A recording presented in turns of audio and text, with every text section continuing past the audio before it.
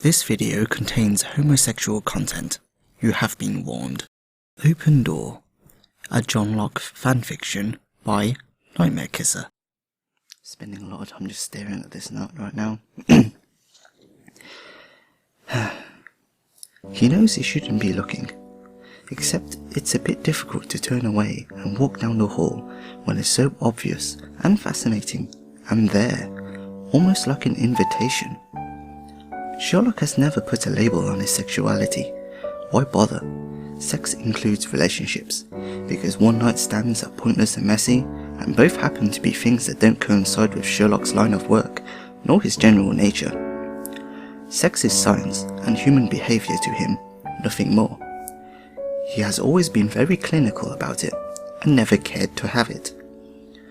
It has never caught his interest, and whenever arousal has arisen in him for whatever reason, his body natural erections spurred during puberty for nearly no reason, as well as his usual morning wood or wet dreams, on occasion, since puberty as his body regulates its sperm count and other functions to keep him healthy, he simply got it, the tedious act of wanking, over with, to clear his head and help him move on to more important things.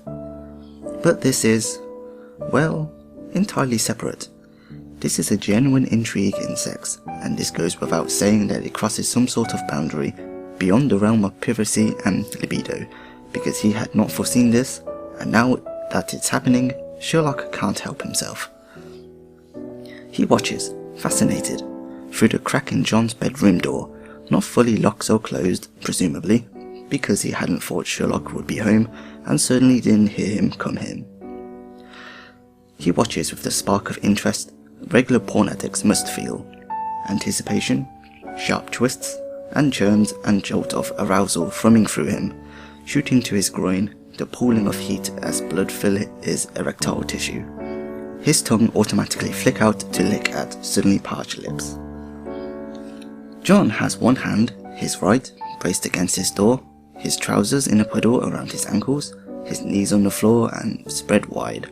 His arse cheeks tensely pressed together and a forehead resting against the cool glass of his full-length mirror screwed onto the closet door. His breath is fogging up the glass and he's watching himself.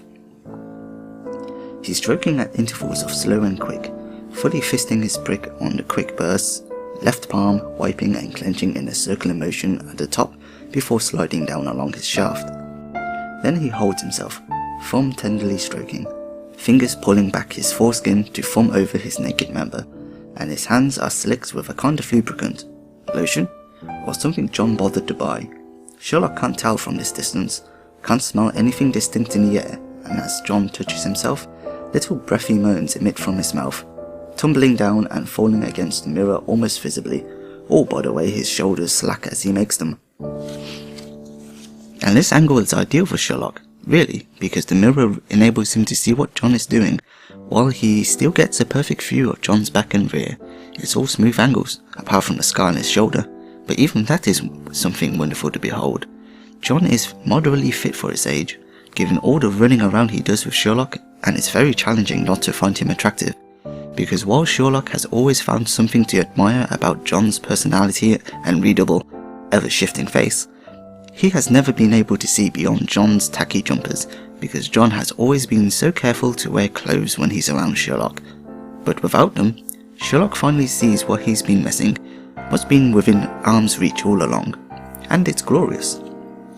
John makes a sort of hissing sound as he leaks pre-cum and smears it along its length, his pace all fast movements now, and the sound of his hand moving along slick skin able to be heard well enough to make Sherlock's entire throat go dry, and his hand, without consent, fly to his crotch to palm the erection he bears under his own trousers. He quietly slumps to his knees and palms himself as he watches John near climax. And it's magnificent, because John is tilting his head back and gasping out louder moans, nails digging into the wood of the door beside the mirror as he spreads, his knees as wide as they'll go, feet overlapping at the ankle, his eyes clamped shut in ecstasy. John's hand falls away from the door and reaches past his testicles, rubbing them for a moment with the meat of his thumb before slipping fingers into his entrance, and that does it. Sherlock bites down on the knuckles of his free hand and comes in his pants, his hands growing damp over the cloth. Huffing what he hopes isn't too loudly in his own palm, Sherlock blinks to clear the haze of his orgasm as he watches John reach his own climax, his fingers no doubt pressing on his prostrate. He would know precisely where to find it, the good doctor he is, and oh, Sherlock wonders, how would it feel for John to find and rub my prostrate like that, his fingers inside me? And then, with a small cry, John's head drops back down and he comes, the first bout reaching the mirror, the rest spilling over his fingers as he slowly rides out the waves of pleasure. Sherlock stands shakily and forces himself to retreat to his own bedroom before John comes to his senses post-orgasm, and realises his door was left ajar, and that Sherlock was standing just outside of it. It would be best for both parties if such a realization never occurs. In the solace of his room, Sherlock strips his soiled trousers and underwear and dons another pair of each, hoping that John won't notice that these slacks are a different shade of black, brighter, newer than the ones he left in this morning. But of course he won't. John isn't nearly observant enough. John emerges from his room sometime later, which is a relief because it gives Sherlock enough time to dab the sweat from his forehead, clear his eyes of sounds of arousal, and calm down with a textbook on the decomposition of living matter, something furthest from anything remotely sexual to spark his recent memory, in his armchair. Oh, John murmurs as he enters the living room, about to turn, no doubt, into the kitchen to make tea. I didn't know you were home. Just got back, Sherlock lies smoothly, his face perfectly composed. John, to his credit, doesn't look like someone who just had a wank. He's become increasingly better at hiding the evidence since living with Sherlock, at least to grant himself the smallest scraps of privacy from the detective's naturally prying eye. If he hadn't just been watching it happen, he wouldn't have thought a thing about John's possible activity choice during Sherlock's absence. He would have assumed John was reading, or anything equally boring. Are you putting the kettle on? I could go for a cup of tea. Sure. John shrugs casually, turning to his right to enter the kitchen. Too casually, suspicious. But it could be because he knows what he had been doing and is anxious, making sure that Sherlock can't pick up on it. Well, Sherlock won't comment on it if that's what John is fearful of. It would be like admitting he witnessed it, in a way, considering how well John has covered it up. Sherlock pretends to read the same passage over again, keeping himself composed, even as John enters the room, handing Sherlock a steaming cup.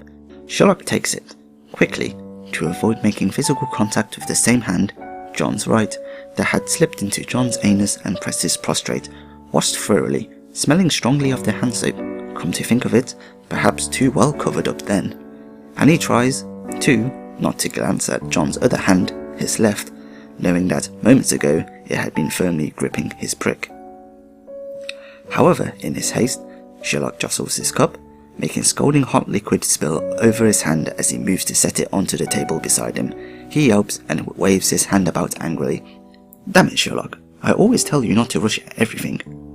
John scolds as he moves to set down his cup and reach for Sherlock's hand, his fingers tenderly settling themselves on either side of Sherlock's own. Blast it, hold still and let me see. I can handle a minor burn myself, thank you. Sherlock spits in nearly a shriek as he tears his hand out of John's grasp. He leaps to his feet and proceeds to the kitchen to run cold water over it. What's the matter with you? John frowns, following his flatmate into the kitchen. You're touchy today. In one of your moods, are you? Yes, Sherlock retorts. Such an excuse is the best of his defense, he realized quickly. John nods shortly, but seems to rethink it. We just had a case the other day, though, and you seemed fine a second ago.